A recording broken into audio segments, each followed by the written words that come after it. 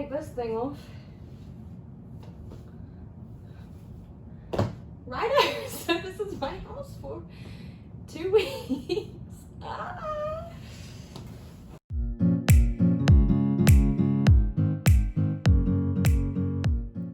Hello! It is 4:45 on my first full day of quarantine in Brisbane City, and it's been pretty decent. I'm basically in a 5-star hotel, just living my best life. Like, honestly, the facilities are so lovely. I just kind of wish that I could experience it all as if I was really on a holiday, but I mean, I'm not complaining. I'm literally here for free, getting food for free, like, pretty ideal situation, to be fair. In this video, I am going to be showing you the lovely facilities that I do have to live in for the next 2 weeks, because I'm sure you're dying to see that. But I'm also going to be answering a few questions like, how did I actually get a travel exemption? What it looked like walking through the Australian part of the airport, how I got to the facilities, what does the food situation look like, and who's actually paying for all of this. So a bit of background, again, I'm in my final year as a vet student at the University of Queensland, and I study in Gatton, but I actually live in Auckland. So when the university decided to go completely online because of COVID-19, I flew back to Auckland, and I flew back on the first day of their lockdown. So I actually flew into a lockdown country, and that was real weird. Like, there was no cars on the road as I was flying over, and it was strange. And then I had to live in self-isolation at my house for 2 weeks. And I actually had the police come to my house and check up on me to make sure that I was still at home. So I've basically been in New Zealand from the 28th of March until yesterday. And then I obviously needed to get back to Australia to complete this degree. So we're supposed to be starting our practical rotations up again on the 29th of June, which obviously I could not do if I was in Auckland. I had to get in contact with the Australian government and send through a request for a travel exemption. So because I'm a Kiwi citizen, I fall under this thing called subclass 444, which is because I'm a citizen, but I reside in Australia. So I had to send them documents of my lease agreement, my driver's license, my Australian driver's license, my Medicare card, and then proof of study. So that I'm a full-time student and should be graduating at the end of 2020. And then I also had to send a letter basically just explaining my situation. And I sent that off, and I was real nervous. I was like, please accept me.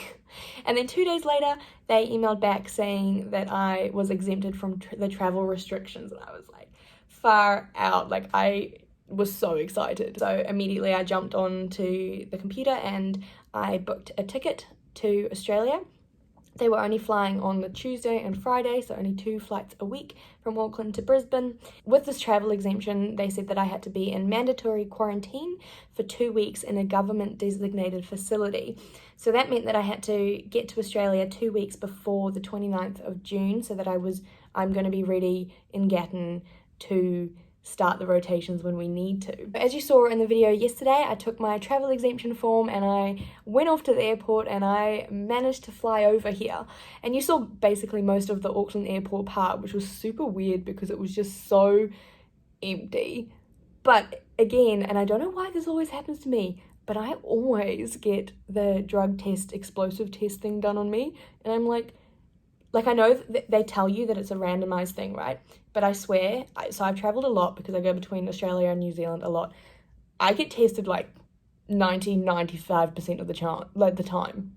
When I landed in Australia, we weren't allowed to film any of the government officials, which is totally fair, but that's why you didn't see any of that part. Also, it was quite late at night, and I was just like, I just want to go home, or to my new home, wherever that might be.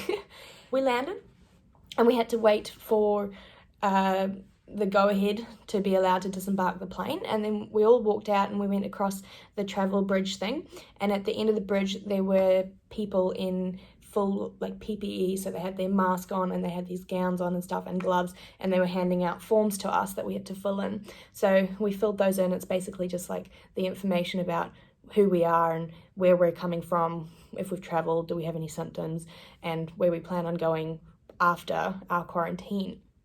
And then we go through, and this time Brisbane Airport had lines, like masking tape lines, so that you knew where to stand, so you're 1.5 meters apart, which I thought was quite interesting, because when I left Australia in March, they had like signs up saying to stand apart, but it wasn't really being enforced in the same way, so you can kind of just see how much it's changed in that period.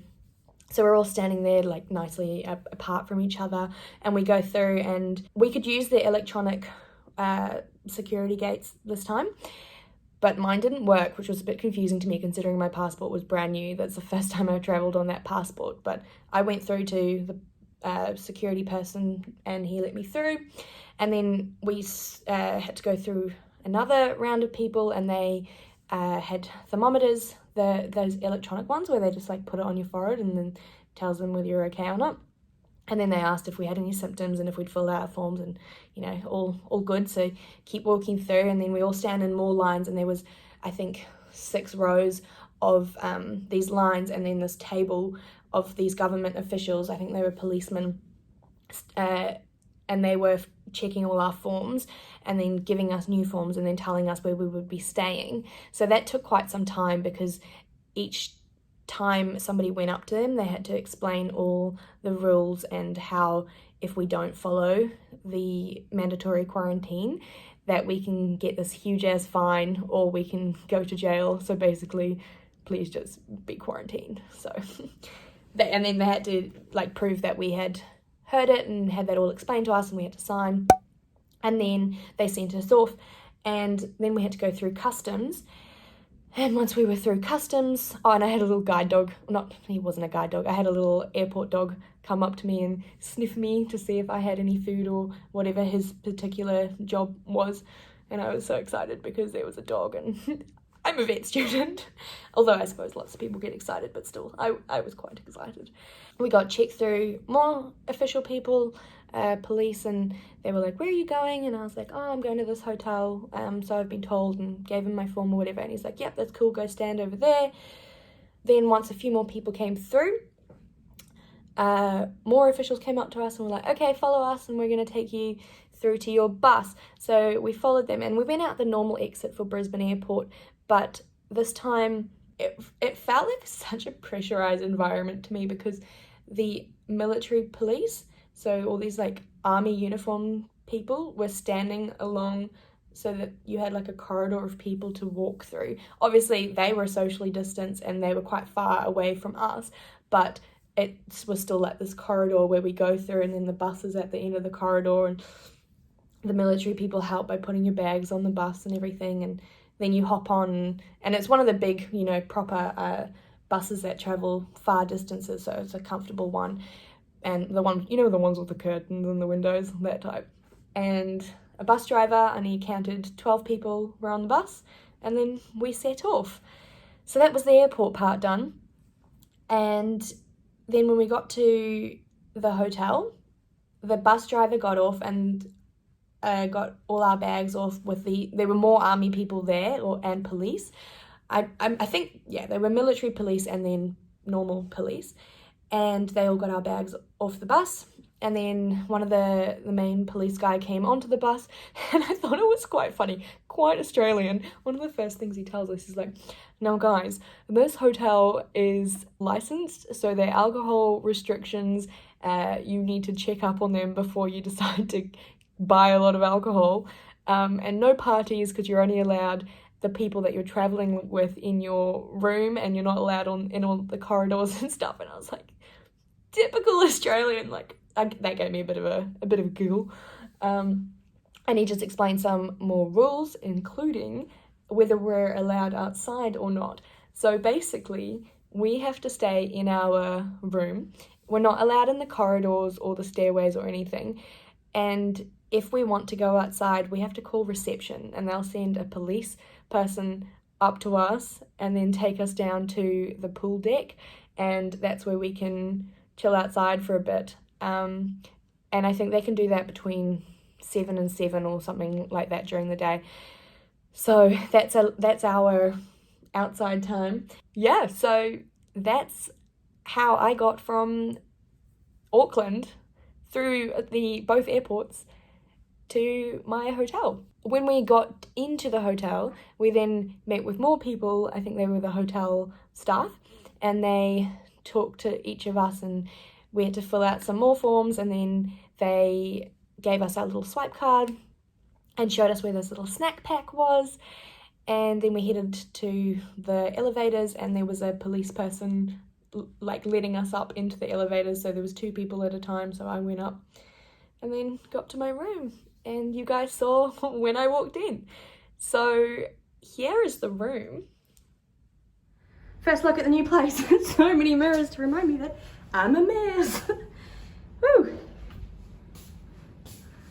Okay, that bathroom is pretty fancy. Oh my gosh. I'm sorry, but where's my light? Look at that shower head. Far out. My hand's like, oh, that's not proportional size. My hand's really small. That's really big. Fancy, fancy. More mirrors. Leanne, you're a mess.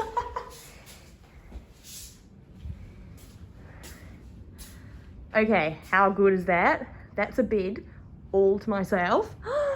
Look at that TV. Okay, this ain't bad. I can deal with this, you know? Like, yep. There's another mirror. And what's my view? Oh, okay. Okay, oh, you can only really see me, but okay, I can take this. Girl. Look, I've got a pretty good study desk. That's where I'm going to be doing all my Zoom calls and my assignments. How good's that? Then a little chill out zone. Kind of feel like I'd be going to a therapist there, just lying down and talking about all my problems. I don't really have problems, let's be real. I'm in a nice ass hotel for 2 weeks. Okay, now tell me that this room is not nice. Right? It's sick. I am so impressed with it. I don't think I'll ever be able to afford a room like this. I don't know, maybe I will in the future, but at this stage I would definitely never be holidaying in a room like this. So I am enjoying it. That is for sure. In terms of who pays for it, the government actually is covering all the costs, including for food and for a certain amount of laundry as well, which I think is freaking amazing. So thank you very much to the Australian government for letting me stay in a place like this for 2 weeks and paying for it. And then in terms of the food situation, they deliver food to my door. They come at 8, 12:30 and 7 p.m. They just knock on the door when it arrives, and then I just go outside and there's little brown bags, and that's my food. So I don't actually get to choose which food I get. There's not like a menu or anything, but when I had to fill out the forms last night, I had to say whether I have any dietary requirements or anything, and then obviously they would fit that in for you. But yeah, I just basically eat whatever I'm given. If you want to keep up to date with what I'm up to, hit that subscribe button. You can change the little notification bell so you make sure that you get one of those every time I post, and chuck a like. That was the most awkward wink I've ever done. Let me do that again. If this is what I'm like now, what am I gonna be like in 2 weeks' time? Yep.